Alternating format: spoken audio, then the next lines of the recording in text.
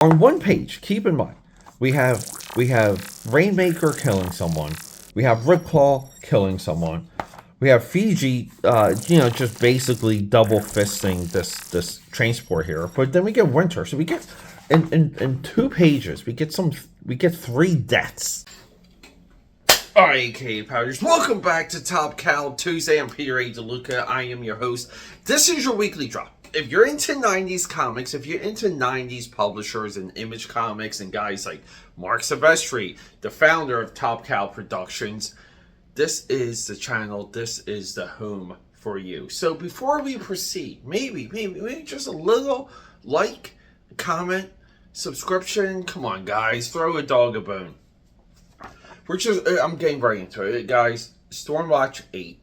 This issue, it ruined our momentum. Because I wanted to do Stormwatch 8, and I wanted to do tomorrow for Wildstorm Wednesday. Also, subscribe support for that too. Wanted to do Endangered Species, 4-issue miniseries starring Wordblade and RIPCLAW. The last time the two of them met each other, and I walked into Stormwatch 8. It's a Top Cal issue in the Wildstorm universe. I read it. Kind of had a work emergency today as I'm juggling things. I rewatched my original video. They didn't like it, and kept going through Stormwatch issue 8. And the more I went through it, the more I realized that it's not really a Top Cal issue at all. Now, it does feature RIPCLAW, and RIPCLAWs are on the cover. It's a Wildstorm comic. So, we have a little bit of a gap when it comes to the weekly drop and what the weekly content direction is. I'm still going to go through this because there's a note here of how do we put characters together? How do we introduce new characters? How do we keep the engine going? A part of what makes comic books work is something new every single issue. A new character, a new villain, new situation, potentially one new resolution from previously, and the issues march forward. This is a part, I call it, like the continuity dopamine drip. Continuity creates dopamine, and dopamine gets us addicted. We're going to do just a walkthrough. I want to show you guys what RIPCLAW does in this issue. And I forgot that we had one amazing first appearance. Now, this is what's also going to happen. Tomorrow for Wildstorm Wednesday, we're going to do the deep dive into Stormwatch 8 and 9, because I do feel like the way that the two of them are paired together is incredible. We might do 7, 8, and 9 actually. It's see, like this is why it's tough sometimes. It's like how do we pair these things together? So with all of that said, join me at the drawing table. We're just going to see RIPCLAW walking through the Wildstorm.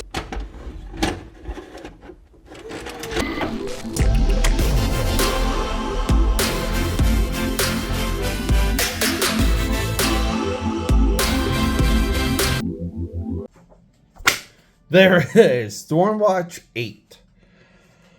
RIPCLAW on the prowl. We got Scott Clark, our boy. We love Scott Clark's artwork on this channel. Brandon Choi, he's not the luckiest guy in comics. He's a fully capable writer. That's how we talk about talent on this channel. We got Jim Lee and Trevor Scott. Trevor Scott, a little bit of an unsung hero when it comes to Top Cal production in general. Trevor Scott kind of becomes a turnkey. Yeah, like, see, he signs his name like a key. He's like just a turnkey solution. He's involved with almost every single Top Cal book. The back ad, as previously spoken about on this channel, we have Wildcats issues 10, 11, and 12. Chris Claremont, Jim Lee. Stormwatch 8. Here we go. Look at that too. Giant Wildstorm Productions.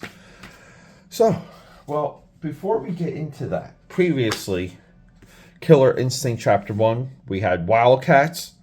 Wildcats Wordblade teams up with RIPCLAW. So it's kind of cool that RIPCLAW is in a non-Wildcats book. You know, that RIPCLAW He's on the cover. If you're into Cyberforce, if you're still reading, our book right here, and you just happen to like, their Wolverine analog. RIPCLAW is supposed to be Wolverine, but he's actually deep. He's a pretty deep, hardcore character. I love what they do with RIPCLAW in this issue because they go into his heritage. And we've gotten, teases of that. We got a stack here, people, just so you know. So also in this issue, so the previous Wildstorm Wednesday, we finally got into Backlash. If you're interested in when Backlash leaves the team, it's right here. He leaves the team. Now, he doesn't just jump into his own monthly book. That would be silly. He jumps into a book called The Kindred. It's a miniseries, 4-issue miniseries that he co-stars with Grifter from Wildcats. Grifter from Wildcats leaves Wildcats at issue 8. I'm giving you guys the briefing. We're going to get into a lot of this tomorrow. Just for reference, the next time RIPCLAW is to meet Warblade, it's going to be Warblade Endangered Species, drawn by Scott Clark. And we just get and Misery comes back, and we get some amazing stuff. This was originally tomorrow's video for Wildstorm Wednesday. I'm going to push this 1 week from now. A lot of the other videos you guys see on this channel, they're pre-recorded, they're pre-dropped.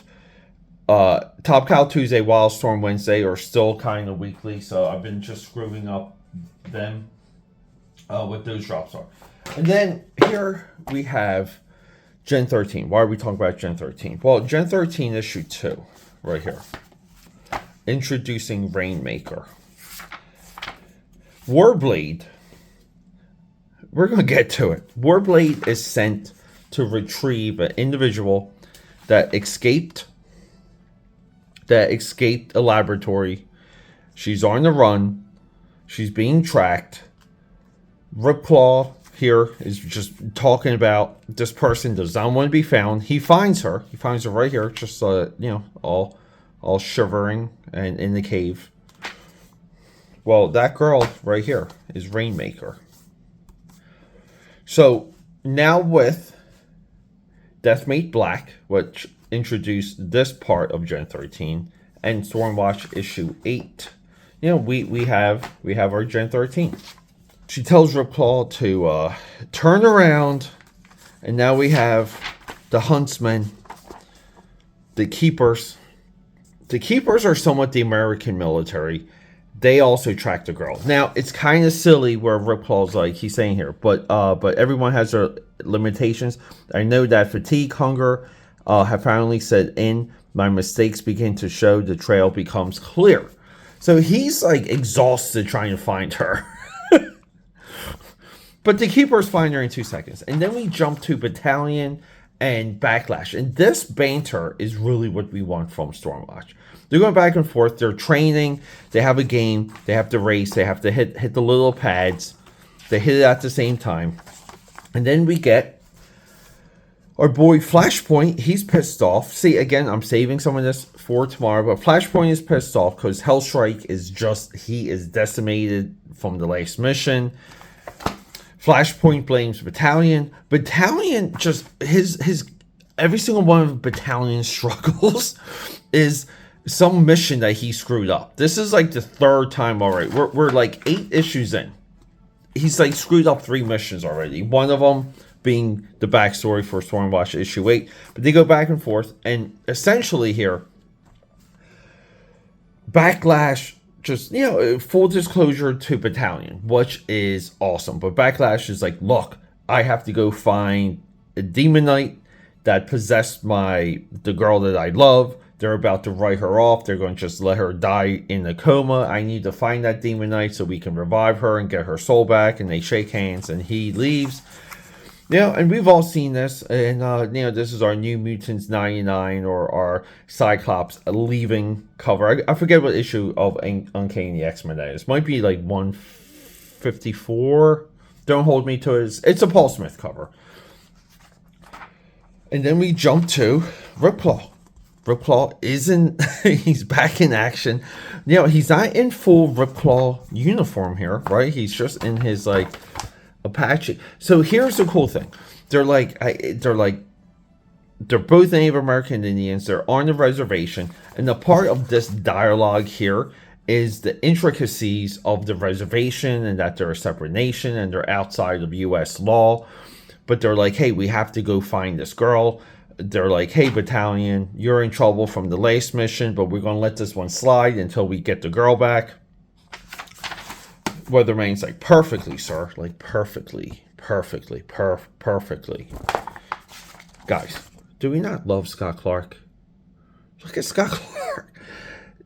Does this not give you a boner? Just look at this shadowing. And we always talk about Scott Clark and his amazing hair.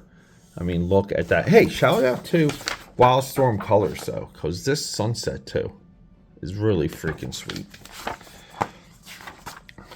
So they got to go get the girl. So everyone goes to get the girl. RIPCLAW, the two Native Americans. Now, Scott Clark has trouble drawing young women. I mean, see, J. Scott Campbell. And we're not even at the fully formed J. Scott Campbell yet. J. Scott Campbell is still learning, okay? He's still learning with the initial miniseries, but he's drawing young women way better than Scott Clark. You think this girl is a adult. Let me know in the comments. Am I crazy? But yeah, so they're fighting the Keepers. We see Rainmaker do some damage. We see RIPCLAW do some damage. During this mission, Malcolm's brother is deployed. Battalion's brother Malcolm is deployed. Battalion doesn't want anything to do with it. They go back and forth about it here. He's like, come on, dude. He's like, Malcolm, he's just a kid. And Weatherman's like, look, a-hole. You a-hole. Battalion. We're low on soldiers. But RIPCLAW spares him. We see RIPCLAW spare him right here. RIPCLAW's like, look, let him go, RIPCLAW. And Battalion's like in his head. Kind of cool. But RIPCLAW wasn't going to kill him anyway. One amazing double splash pin up here. This must have been fun. You know, people like rip these out and just cover their walls like month to month with all of these. I'm sure some people had some awesome walls. But we got Hellstrike in the background. And you kind of want to say, was this a potentially rejected cover? Because Hellstrike is, he's incapacitated. There's no way he can be on the cover. We get some back and forth still here about so Civil War, Marvel Comics Civil War, and the things that we saw in like Age of Ultron and the Captain America Civil War. The birthplace of those ideas is here. Okay, Weatherman is talking to the council, like he's in trouble. They cause too much collateral damage, and the hammer is going to fall. We go back to the fight. It's Keepers. It's Battalion. It's Fuji. Fuji jumps in the air. Never draw Fuji jumping in the air. Some of your characters are best kind of in the distance, being a little bit mysterious, because we never wanted to see the bottom of Fuji's feet here. But